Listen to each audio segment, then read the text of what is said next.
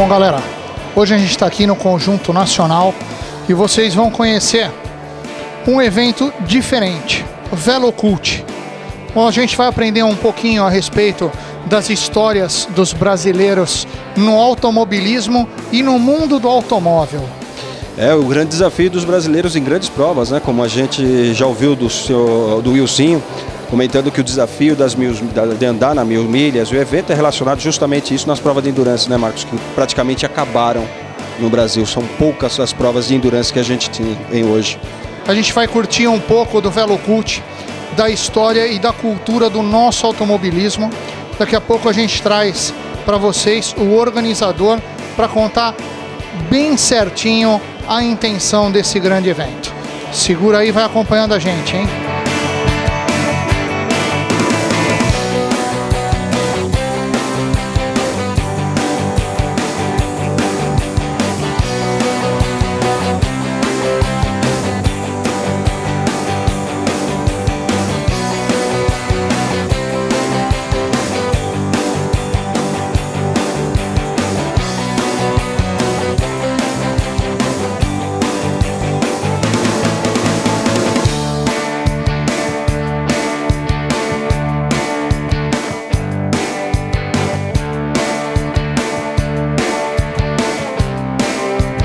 Bom, galera, mais uma personalidade que está aqui no Velocult é o David da Aerocap Helmets. Ele que faz a pintura dos capacetes de vários pilotos. David, como é para você ter sua arte reconhecida quando alguém olha um capacete e fala, esse é o capacete daquele piloto? Você cria uma ligação entre sua arte e a carreira do piloto. Geralmente a gente desenvolve um trabalho de pesquisa, né, para que a pessoa ela tem que se identificar com aquilo, né? Aquilo tem que ser criado uma identidade. Então, no caso, o da Regina Calderoni, a gente foi feito uma pesquisa em cima de fotos, de todos os carros que ela já correu, até chegar no layout pronto para entregar para ela aprovar de primeira instância, né? Geralmente, dificilmente fazem 2 layouts, coisa assim, sabe? Mas é gratificante, porque a maioria dos pilotos que tem os capacetes personalizados, eles sabem que é a identidade, né? Se ele andar por aí, poucas são as pessoas que talvez não os conheçam. Mas se ele botou o capacete, todo mundo vai saber que é o piloto que está andando. E quanto tempo você demora para desenvolver um layout com toda essa pesquisa? Então, geralmente, um layout pode ser desenvolvido em torno de 2 meses a 3 meses de estudo e dedicação para poder apresentar para o piloto. Já o tempo de pintura a gente leva mais ou menos de 2 a 3 meses, né? Depende da pintura, depende do grau de dificuldade dela e tudo mais. Agora você falou que faz a pesquisa, dificilmente tem que mandar 2 layouts. Mas você já pegou algum carne de pescoço que foi 2, 3, 4, você quase falou, olha, deixa pra lá? Já aconteceu um caso de eu ter que fazer 14 para um cara, para um piloto, né? E na hora ele desistiu, não quis mais fazer nenhum, ele sumiu, desapareceu. E aí é complicado, né? Mas independente, a gente perde um cliente, mas ganha 10 ali na frente. É assim que funciona. E qual foi o capacete e a arte que mais te marcou? Aquele que você olha até hoje e fala, não, esse nem eu sei como conseguir chegar nesse ponto. Eu acho que foi o capacete do Wilson Júnior que eu fiz pro Wilson Júnior quando ele corria na Stock Light, que era a Copa Montana. Acho que aquele capacete foi o que eu mais me dediquei e acho que foi o que mais me marcou até hoje. Foi o primeiro, porque através dele eu consegui todos os outros, né?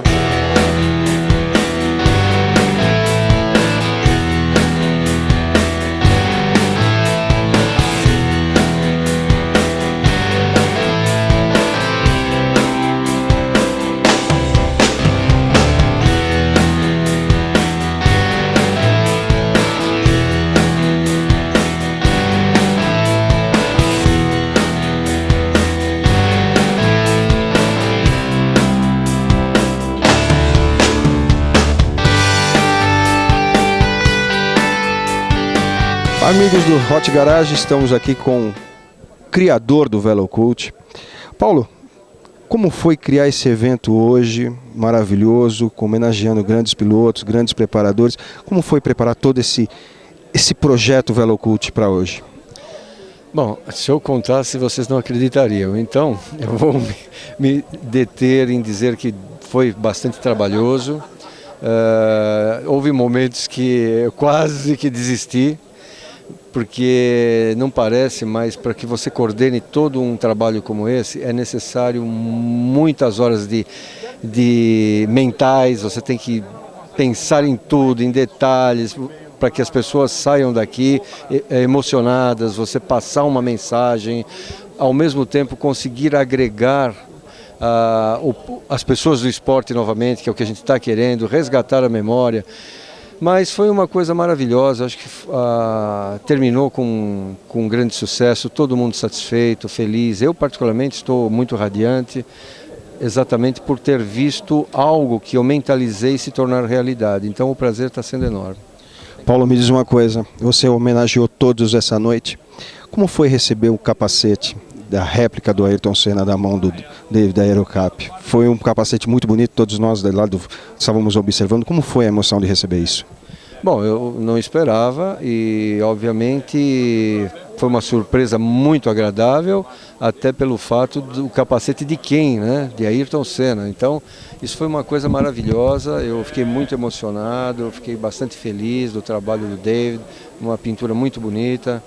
E é muito agradável você ganhar presentes, principalmente dessa importância, né? Então estou muito feliz. Paulo, o ano passado você deu uma palhinha do que seria o VeloCult para esse ano. Esse ano você não adiantou. Qual vai ser o próximo VeloCult? Bom, mal acabei esse e a cabeça já está virando. Mas o ano que vem a ideia é falar das glórias do automobilismo brasileiro. Exaltar toda essa saga e os seus resultados e o que isso significou para o Brasil. Paulo, mais uma que eu tenho essa dúvida e eu acho que todos nós, depois que ficamos sabendo dessa notícia, desse conselho que vocês montaram, o intuito desse conselho é o quê? O que nós podemos esperar? Somos viciados e amantes e apaixonados pelo automobilismo. O que esse conselho pode nos dar para o futuro do nosso automobilismo aqui no Brasil? Bom, a ideia desse conselho é exatamente criar um centro de pensamento do automobilismo brasileiro, porque o esporte hoje, ele realmente está necessitando de ser repensado, ele está praticamente agonizando, né? Existem corridas, né? Você tem a Stock Car, categoria muito bonita, muito bem feita, forte, você tem a Fórmula Truck, a Porsche Cup, mas automobilismo mesmo nós não temos esportivo, porque nós não temos uma academia de pilotos, nós não temos mais uma escola. Então o esporte está morto de alguma forma. Você sai do kart e faz o quê? Não tem para onde ir, não tem o que fazer. Então esse conselho vai repensar o esporte, de que maneira deve ser feito, como se proceder nos campeonatos, recriar essa academia de pilotos, qual é o próximo carro após o kart, como vamos produzi-lo, que custos isso vai ter. Então, voltar de novo como as coisas deveriam ter sempre sido e nunca perdido o seu rumo. A ideia principal é essa. Além de preservar, obviamente, a memória do automobilismo brasileiro, que é o que a CBA tem feito, me ajudado muito nesse sentido. Você vê, hoje abrimos o Hall da Fama, isso já é uma forma de eternizar, coisa que nunca ninguém pensou. Então existe uma boa vontade. O problema que eu vejo é que, através dos anos, as entidades perderam a sua original função, por uma série de motivos. Não vamos entrar em detalhes, porque acho que a culpa não é de um ou de outro. Eu acho que o esporte ele foi se acabando naturalmente. Então agora nós chegamos num momento que ou ele vai acabar mesmo, ou nós voltamos a pensar nele outra vez. E eu acho que a CBA está com muito boa vontade nesse sentido e nos confiou essa missão. Então vamos trabalhar sério. Isso eu posso dizer a você, que vai ser um trabalho sério.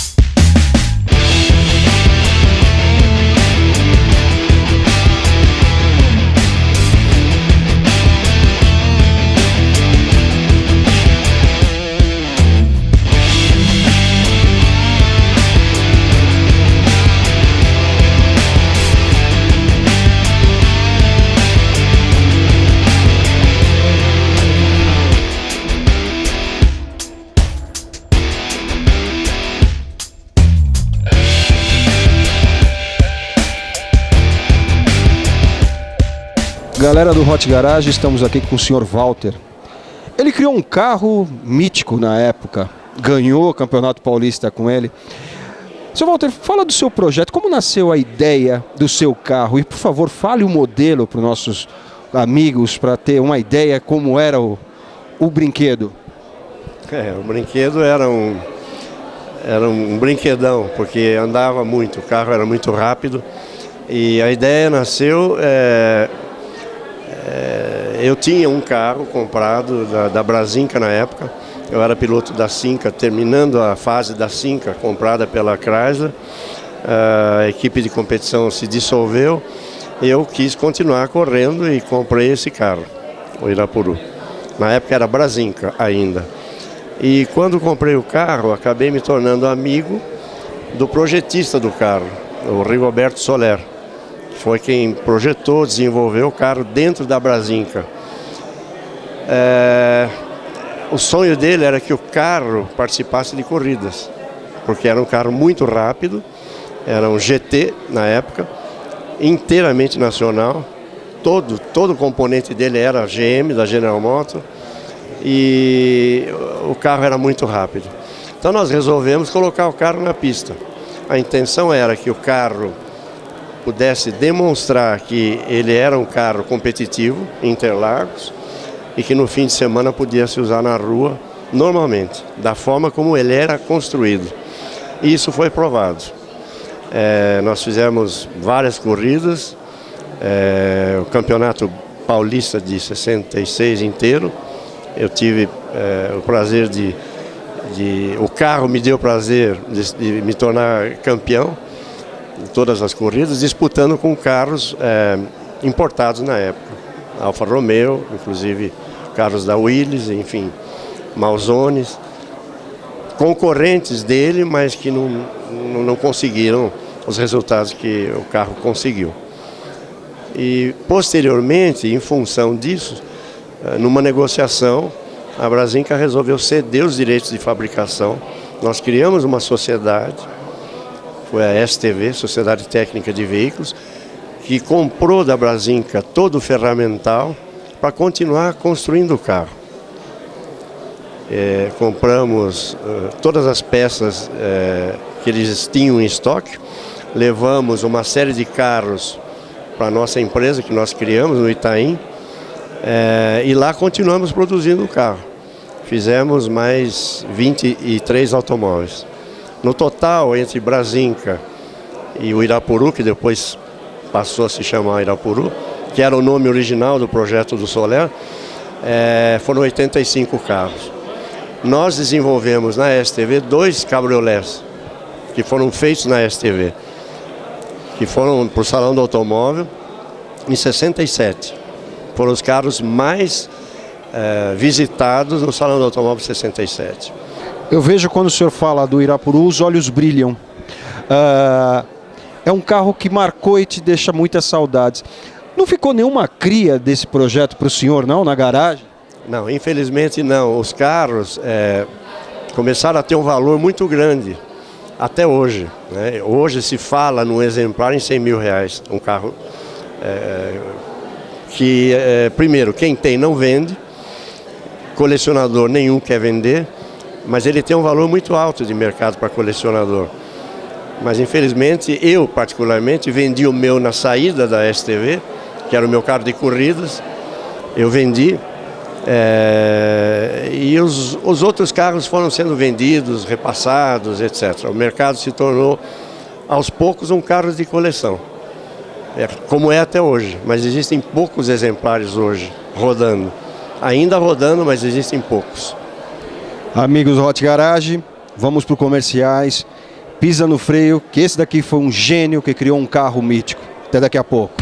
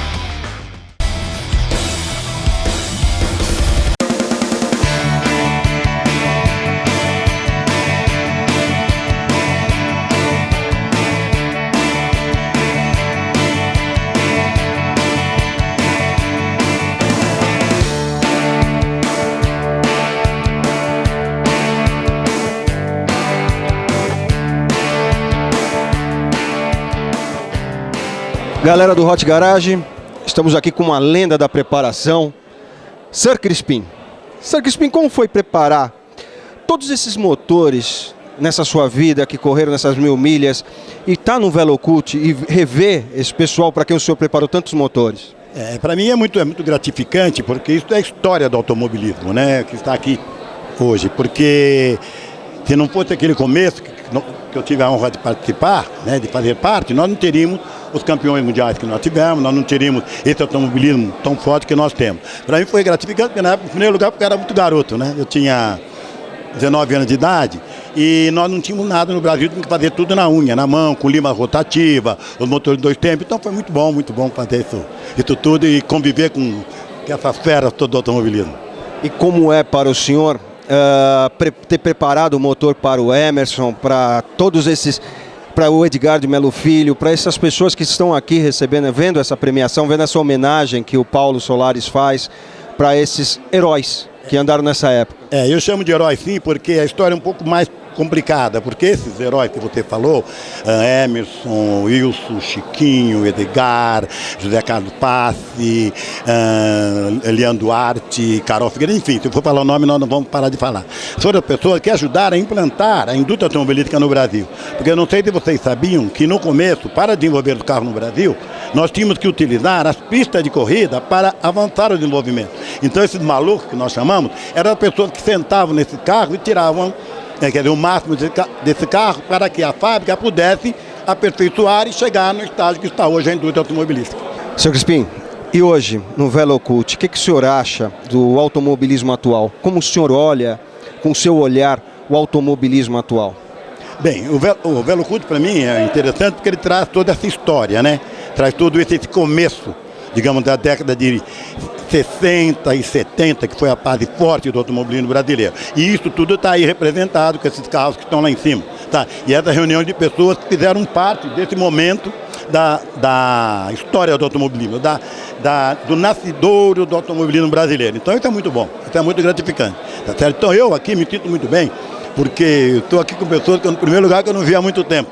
E outra coisa, foram pessoas com quem a gente conviveu muito de perto, numa época em que o automobilismo não era como é hoje. O automobilismo era uma coisa um pouco mais romântica.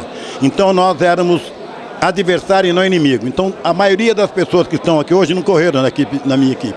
E são meus amigos, para você ter uma ideia de como é que era o automobilismo.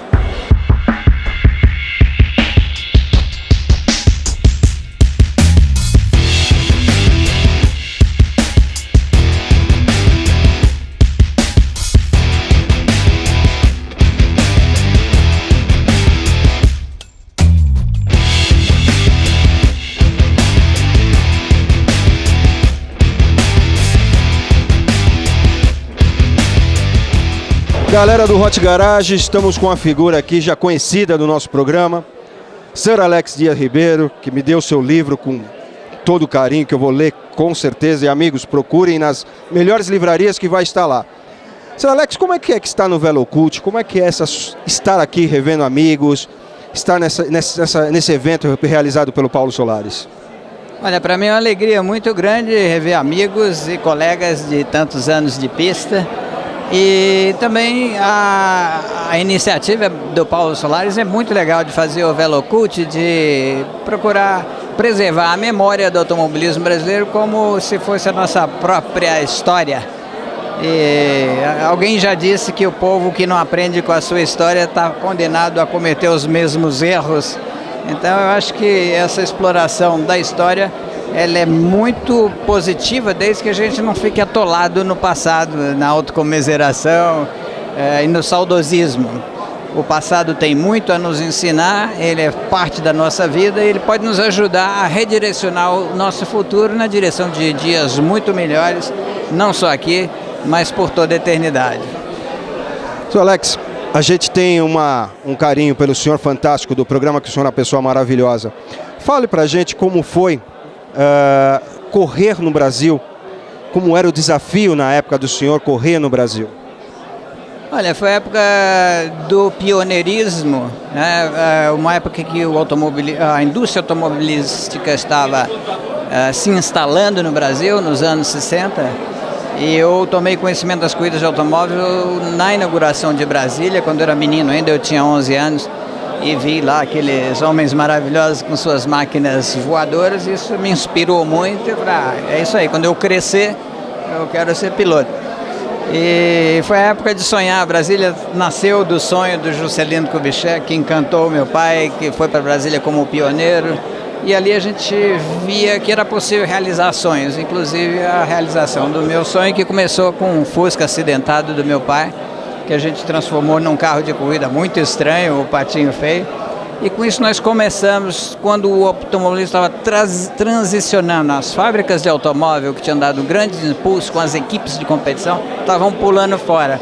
A Willys já tinha saído das pistas, a Vemag também, tinha sobrado, aliás, a Cinca e a Vemag tinham saído, sobrou a Willys. E nós construímos esse carro, e quando a gente teve o sucesso que a gente obteve com esse carro de fundo de quintal, ele inspirou vários outros pessoas, outros pilotos a construírem carros de fundo de quintal. Então a gente teve o que pareceu ser uma involução, porque os nossos carros eram mais rudes. No nosso caso deu muito certo, porque da nossa oficina na Cambis, da Cambis saíram 3 pilotos brasileiros para a Fórmula 1. Eu, um mecânico que eu tinha lá, um tal de Nelson Piquet, que virou tricampeão mundial, e Roberto Pupo Moreno, que era o nosso mascote. Sr. Alex, e o Pupilo, como está na Europa? O Pupilo já está treinando, ele assinou com a WR, ele vai correr da Lara Mercedes. Eu acho que ele está numa fase muito boa, o Felipe Guimarães.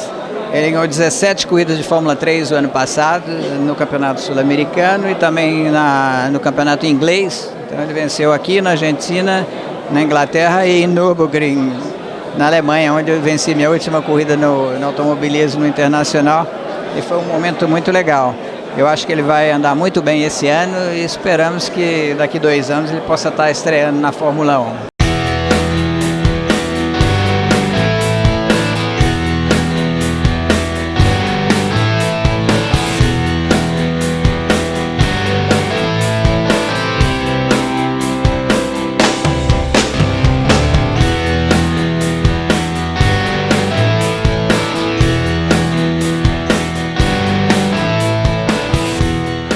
Galera do Hot Garage, estamos aqui com outro artista.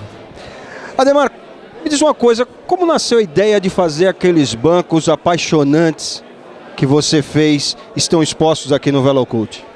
Por ser apaixonado por velocidade, automobilismo, então eu acabei criando alguma coisa, desenhando alguma coisa em cima das cadeiras.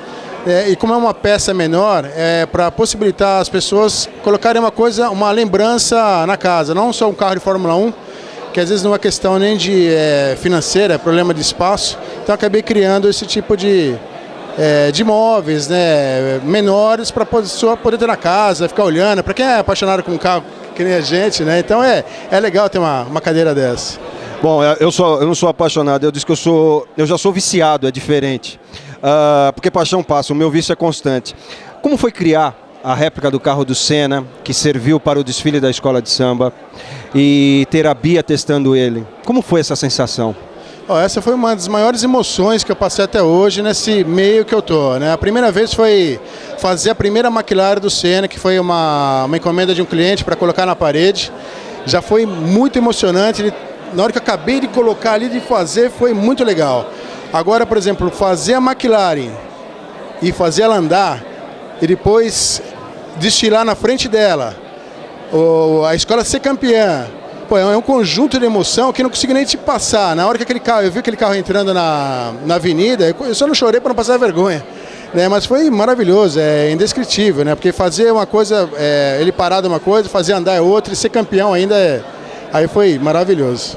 Ademar, me diz uma coisa, eu tive relendo sua história, de como começou, como você voltou da Europa e teve a ideia de começar a sua empresa, a C-Design.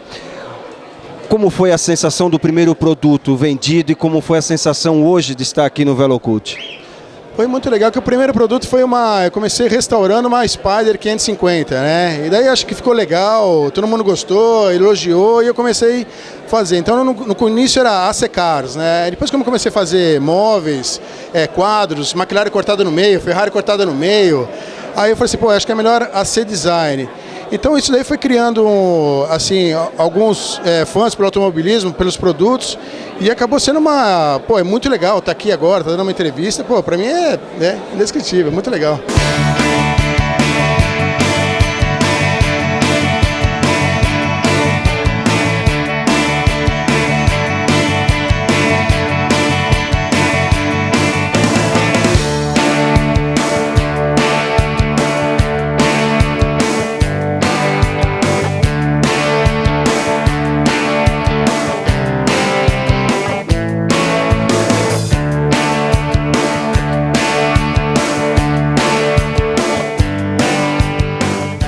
Bom, galera, vocês curtiram hoje a quinta edição do Velocult, que ajuda a reviver a cultura e o pessoal conhecer os ídolos. O pessoal gosta muito de velocidade. A Regina, que foi a primeira piloto na Stock Car, na época abismou a turma na pista por se atrever a andar com esses marmanjos que hoje muitos foram homenageados aqui e que vocês não conhecem, vão começar a conhecer. A gente vai fazer, eu vou propor para o Paulo uma parceria para a gente poder trazer toda essa galera no programa e trazer histórias como a gente vai trazer logo da Regina. Só para o pessoal ter uma ideia, Regina, quanto tempo você correu? De 86 a 91. 5 anos na Stock Car. Uhum. E paralelo isso, Paulista de Marcas e o brasileiro. Sem contar 1000 milhas que ela correu com o motorista da ambulância, tá? Agora chega que o resto vai ser na matéria exclusiva com a Regina Calderoni. E a gente, Washington, realmente, como você disse, tem que parabenizar. O Paulo Solari está fazendo um trabalho com o Velocult muito importante, não só para a história do automobilismo, como para o futuro do automobilismo. Então eu gostaria que vocês encerrassem com uma palavra cada um a respeito da opinião de vocês. O que é o Velocult? O Velocult é um resgate do automobilismo desde os primórdios, porque as pessoas não conhecem. A maioria do público não conhece o que é automobilismo brasileiro e o que fizeram lá atrás para ele estar aqui hoje. Pode estar decadente, como as pessoas dizem, mas ele tem salvação e ele está no coração de todos nós. Então é isso que é importante. Fecho com a Regina disse tudo. A gente só tem que colocar uma coisa. Obrigado, Paulo, por mais um Velocult. Só isso.